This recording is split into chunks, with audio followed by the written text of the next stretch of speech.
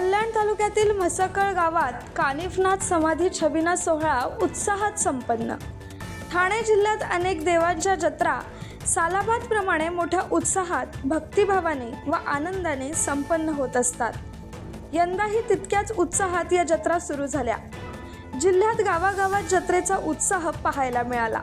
याच धर्तीवर कल्याण तालुक्याच्या ग्रामीण भागातील घोडसई गावामधील कानिफनाथ समाधी सोहळा अर्थात छबिना जत्रा सोमवारी मोठ्या उत्साहात व आनंदात सुरू झाली। 2 दिवस चालणाऱ्या या जत्रेत जिल्ह्यातून अनेक हजारो भाविक भक्त व नागरिकांनी हजेरी लावली।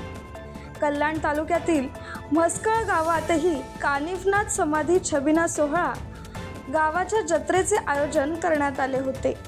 कानिफनाथ यांचे शिष्य महाजी बाबा यांची समाधी घोडसई गावात आहे।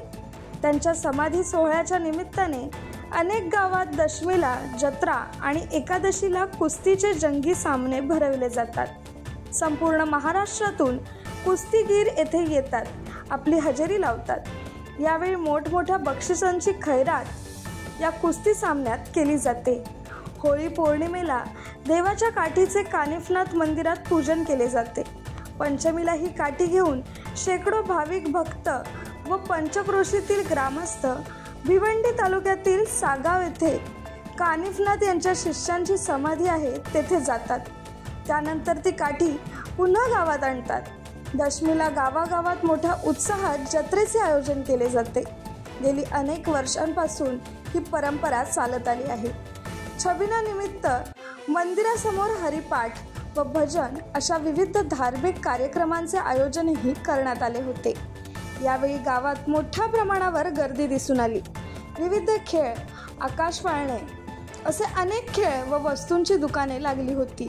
खरेदीसाठी मोठ्या प्रमाणावर महिला, पुरुष, तरुण, तरुणी व बच्चे कंपनी यांनी गर्दी केली होती।